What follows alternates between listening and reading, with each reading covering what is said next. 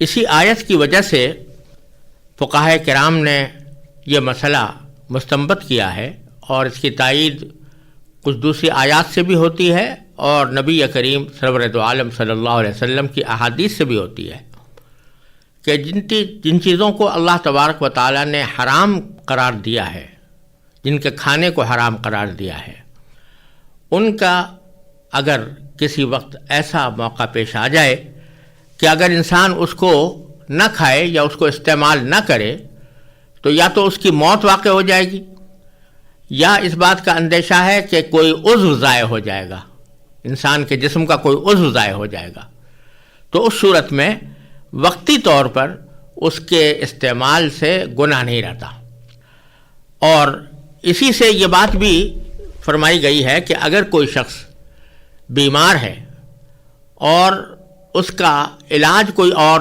سوائے اس کے نہیں ہے کہ مثلا کوئی ایسی چیز کھائے یا ایسی دوا کھائے جس میں کہ خنزیر کے کسی حصے کی آمیزش ہو، تو اگر کوئی اور دوسرا علاج موجود نہیں اور بیماری کے بڑھنے کا اندیشہ ہے تو اس صورت میں وقتی طور پر اس کے استعمال میں گناہ نہیں رہتا۔ اسی کو فقہائے کرام نے ایک اصول سے تعبیر فرمایا کہ الضرورات تبیح المحظورات، یعنی ضرورتیں وہ بعض اوقات ممنوع چیزوں کو بھی مباح کر دیتی ہیں۔ مباح کرنے کا معنی یہی ہے کہ ان کے اوپر گناہ نہیں رہتا، لیکن اس کا یہ مطلب نہیں کہ آدمی اپنی طرف سے سمجھ لے کہ فلاں کام میرے لیے ضروری ہے۔ اس کا معیار یہی ہے کہ یا تو اگر اس کو استعمال نہ کرے گا تو موت آ جائے گی، یعنی موت کا قوی اندیشہ ہوگا، یا کسی عضو کے ضائع ہو جانے کا اندیشہ ہوگا۔ اور علاج کے اندر یہ بات بھی داخل ہے کہ کوئی سخت بیماری انسان کو درپیش ہے اور اگر اس نے کسی ایسی دوا کا استعمال نہ کیا کہ جس میں کسی ناجائز چیز کی آمیزش ہے، ملاوٹ ہے، تو اس صورت میں اس کی بیماری بڑھ جائے گی، اور کوئی حاذق طبیب جو دیندار بھی ہو یہ کہے کہ اس کے سوا اس کا کوئی علاج نہیں ہے، تو اس صورت میں اس کے استعمال کی بھی اجازت ہو جاتی ہے۔ آگے اللہ تبارک و تعالیٰ نے پھر فرمایا کہ ان الذین یکتمون ما انزل اللہ من الکتاب ویشترون بہ ثمنا قلیلا، یہ وہ لوگ کہ جو اللہ تعالیٰ کی اتاری ہوئی کتاب کو چھپاتے ہیں، ویشترون بہ ثمنا قلیلا، اور اس کے بدلے تھوڑی سی قیمت وصول کر لیتے ہیں، تو اولئک ما یأکلون فی بطونہم الا النار، وہ اپنے پیٹ میں آگ کے سوا کچھ نہیں بھر رہے، اور اس کا نتیجہ یہ ہوگا کہ ولا یکلمہم اللہ یوم القیامہ، قیامت کے دن اللہ ان سے کلام بھی نہیں کرے گا، ولا یزکیہم، اور نہ ان کو پاک کرے گا، ولہم عذاب علیم، اور ان کے لیے دردناک عذاب ہے۔ یہ ان لوگوں کا ذکر ہے کہ جو عیسائی تھے مثلا، اور انہوں نے اللہ تعالیٰ کی کتاب کی آیتوں کو چھپایا ہوا تھا یا اس کو پس پش ڈالا ہوا تھا۔ ان کا ذکر ہے کہ جو لوگ تھوڑا سا دنیاوی فائدہ حاصل کرنے کی خاطر اللہ تعالیٰ کی کتاب میں تحریف کرتے ہیں یا اس کے احکام کو چھپاتے ہیں، تو حقیقت میں وہ جو کچھ کھا رہے ہیں، یعنی جو وہ رشوت لے کر جو چیز وہ کھاتے ہیں، وہ در حقیقت اپنے پیٹ میں آگ بھر رہے ہیں۔ اور پھر فرمایا کہ ان کے ساتھ معاملہ یہ ہوگا کہ اللہ تبارک و تعالیٰ ان سے کلام بھی نہیں کرے گا، بات بھی نہیں کرے گا، اور مراد اس سے یہ ہے کہ ایسا کلام کہ جو ناراضی کے بغیر ہو، ورنہ قرآن کریم میں کئی جگہ آیا ہے کہ اللہ تبارک و تعالیٰ ان کے ساتھ ناراضگی کا کوئی کلام فرمائیں گے، لیکن یہاں مراد یہ ہے کہ کوئی ایسا کلام جس میں ناراضگی نہ ہو وہ اللہ تعالیٰ نہیں کرے گا، اور ولا یزکیہم، ان کو پاک صاف بھی نہیں کرے گا۔ اس سے اشارہ اس طرف ہے کہ اگر کوئی شخص صاحب ایمان ہے، اللہ تعالیٰ کی وحدانیت پر ایمان رکھتا ہے، نبی کریم صلی اللہ علیہ وسلم کی رسالت پر ایمان رکھتا ہے، اور تمام ضروریات دین پر ایمان رکھتا ہے، لیکن عمل میں کمزور ہے اور اس سے کچھ گناہ سرزد ہو گئے ہیں، تو اس کو جب آخرت میں عذاب ہوگا جہنم کا عذاب تو اس کو بھی ہونا ہے، لیکن وہ عذاب اس لیے ہوگا کہ اس کو پاک صاف کر دیا جائے، یعنی اس کے اوپر جو گناہ کا میل کچیل لگا ہوا ہے اس کو اللہ تعالیٰ دوزخ کی آگ سے صاف کر دیں گے، پھر پاک ہو کر وہ آخر میں جنت میں جائے گا۔ لیکن یہاں فرمایا کہ یہ لوگ کیونکہ ایمان ہی سے محروم ہیں اور انہوں نے ایمان ہی نہیں قبول کیا بلکہ یہ اللہ تعالیٰ کی کتاب میں تحریف کرتے رہے ہیں، لہذا اللہ تعالیٰ ان کو پاک نہیں کرے گا، یعنی جو جہنم کا عذاب ہوگا وہ عذاب ہی ہوگا، ان کو پاک کرنے کی غرض سے وہ عذاب نہیں دیا جائے گا۔ وَلَهُمْ عَذَابٌ عَلِيمٌ، اور ان کے لیے دردناک عذاب ہے۔ آگے فرمایا کہ اولئک الذین اشتروا الضلالۃ بالہدی، یہ وہ لوگ ہیں جنہوں نے ہدایت کے بدلے گمراہی خرید لی ہے، یعنی ان کے سامنے ہدایت آ چکی تھی، اس کے دلائل واضح ہو چکے تھے، ان کے اس بس میں تھا، ان کے اختیار میں تھا کہ اس ہدایت کو قبول کر لیتے، لیکن انہوں نے اس کو چھوڑ کر گمراہی کو اختیار کیا، گویا ہدایت کے بدلے گمراہی خرید لی۔ والعذاب بالمغفرہ، اور انہوں نے مغفرت کے بدلے عذاب کی خریداری کر لی، یعنی اگر یہ ایمان لے آتے اور ہدایت کی پیروی کرتے تو ان کو اللہ تعالیٰ کی طرف سے مغفرت کا انعام ملتا کہ پچھلی زندگی کے گناہوں اور بدعمالیوں کی بخشش ہو جاتی، لیکن انہوں نے اس راستے کو اختیار کرنے کے بجائے ضلالت کا اور گمراہی کا راستہ اختیار کیا، جس کا آخر میں نتیجہ اللہ تعالیٰ کا عذاب ہے، تو گویا انہوں نے مغفرت کے بدلے عذاب کی خریداری کر لی ہے۔ پھر اللہ تبارک و تعالیٰ فرماتے ہیں فما اصبرہم علی النار، چنانچہ یہ لوگ دوزخ کی آگ سہنے کے لیے کتنے تیار ہیں۔ یعنی یہ ایک تعجب کا جملہ ہے کہ جب ایک آدمی کو یہ پتہ ہو کہ اس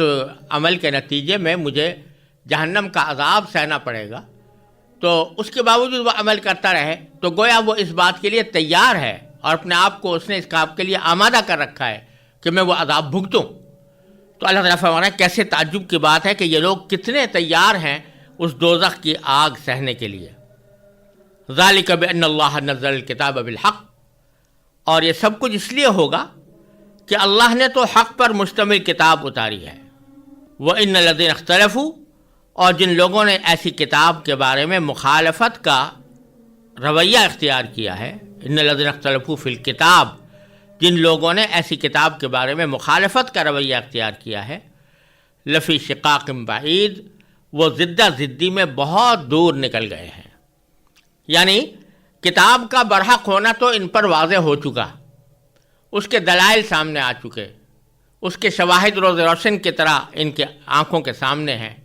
اس کے باوجود یہ لوگ جو اختلاف کر رہے ہیں اور قرآن کی بات کو تسلیم نہیں کر رہے اور نبی کریم صلی اللہ علیہ وسلم پر ایمان نہیں لا رہے، تو در حقیقت اس کی وجہ یہ ہے کہ ان کے دل میں ضد ہے، اور اس ضد کی وجہ سے اور حسد اور عناد کی وجہ سے یہ راہ راست سے بہت دور نکل گئے ہیں۔ لفی شقاق بعید، یعنی وہ ضدہ ضدی میں بہت دور نکل چکے ہیں۔ آگے پھر تلاوت کرنی ہے۔ لیس البر ان تولوا وجوہکم قبل المشرق والمغرب ولكن البر من آمن بالله واليوم الآخر والملائكة والكتاب والنبيين وآتى المال على حبه ذوي القربى واليتامى والمساكين وابن السبيل والسائلين وفي الرقاب وأقام الصلاة وآتى الزكاة والموفون بعهدهم إذا عاهدوا والصابرين في البأساء والضراء وحين البأس أولئك الذين صدقوا وأولئك هم المتقون۔ نیکی بس یہی تو نہیں ہے کہ اپنے چہرے مشرق یا مغرب کی طرف کر لو، بلکہ نیکی یہ ہے کہ لوگ اللہ پر، آخرت کے دن پر، فرشتوں پر اور اللہ کی کتابوں اور اس کے نبیوں پر ایمان لائیں، اور اللہ کی محبت میں اپنا مال رشتہ داروں، یتیموں، مسکینوں، مسافروں اور سائلوں کو دیں، اور غلاموں کو آزاد کرانے میں خرچ کریں، اور نماز قائم کریں اور زکوٰۃ ادا کریں، اور جب کوئی عہد کر لے تو اپنے عہد کو پورا کرنے کے عادی ہوں، اور تنگی اور تکلیف میں نیز جنگ کے وقت صبر و استقلال کے خوگر ہوں۔ ایسے لوگ ہیں جو سچے ہیں اور یہی لوگ ہیں جو متقی ہیں۔ ان آیات کریمہ میں اللہ تبارک و تعالی مسلمانوں کو اور ان کے واسطے سے کافروں اور غیر مسلموں کو بھی یہ فرما رہے ہیں کہ تم نے چند ظاہری علامتوں کو ہی اپنے سارے بحث مباحثے اور جنگ و جدل کا محور بنا رکھا ہے، اور اس میں خاص طور پر قبلے کے مسئلے کو، کہ قبلہ جس کے بارے میں پیچھے گزر چکا ہے کہ اس کے بارے میں بڑا انہوں نے شور مچایا تھا کہ اللہ تبارک و تعالیٰ یا مسلمانوں نے اپنا قبلہ کیوں تبدیل کر لیا۔ تو اللہ تعالیٰ فرما رہے ہیں کہ تم نے تو نیکیاں ان چند چیزوں کے اندر بس منحصر سمجھ رکھی ہیں، حالانکہ نیکی بے شک یہ قبلے کی طرف رخ کرنا بھی بے شک نیکی ہے، لیکن اس کے علاوہ بھی تو بہت سارے کام ہیں جو نیکی کے کام ہیں، اور ان کو بجا لانا ہی در حقیقت اللہ تبارک و تعالیٰ کی اتباع کا تقاضا ہے۔ لہذا فرمایا کہ لیس البر ان تولوا وجوہکم قبل المشرق والمغرب، نیکی بس یہی تو نہیں ہے کہ تم اپنے چہرے مشرق یا مغرب کی طرف کر لو، بلکہ نیکیاں کیا ہیں ان کی ایک فہرست اللہ تبارک و تعالیٰ نے ان آیات میں بیان فرمائی ہے، جن میں سب سے پہلے تو یہ فرمایا کہ نیکی یہ ہے کہ لوگ اللہ پر اور یوم آخرت پر اور اللہ کے فرشتوں پر،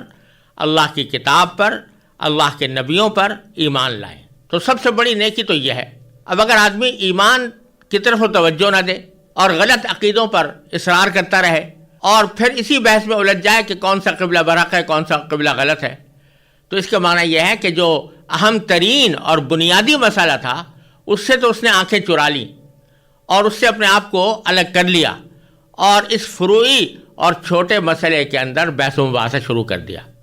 سب سے پہلا کام تو یہ ہے کہ ایمان لائیں، اللہ پر لائیں، اللہ کی توحید پر لائیں، اللہ تعالیٰ کی یوم آخرت پر لائیں کہ ایک دن سب کو اللہ تعالیٰ کے سامنے پیش ہونا ہے، اللہ تعالیٰ کے فرشتوں پر ایمان لائیں جو اللہ تعالیٰ کے حکم سے اللہ تعالیٰ کی وحی لے کر پیغمبروں پر نازل ہوتے ہیں، اور اللہ تعالیٰ نے ان کے سپرد اور بھی بہت سے کام کیے ہوئے ہیں، اور تمام انبیاء پر ایمان لائیں، ان میں کسی کا استثناء نہ کریں۔ یہ نہ کہیں کہ ہم موسیٰ علیہ السلام پر ایمان لاتے ہیں لیکن عیسیٰ علیہ السلام پر نہیں لاتے، جیسے کہ یہودی کہتے تھے، یا موسیٰ اور عیسیٰ علیہ السلام پر تو ایمان لاتے ہیں لیکن نبی کریم صلی اللہ علیہ وسلم پر ایمان نہیں لاتے، جیسا کہ یہودی اور نصرانی دونوں کہتے تھے۔ تو یہ ایمان نہیں، ایمان یہ ہے کہ سارے انبیاء پر ایمان لایا جائے۔ پھر آگے ایمان کے تقاضے کے مطابق کچھ اعمال ہیں جن کا اللہ تبارک و تعالیٰ نے آگے ذکر فرمایا ہے اور اس کی ایک مختصر فہرست عطا فرمائی ہے۔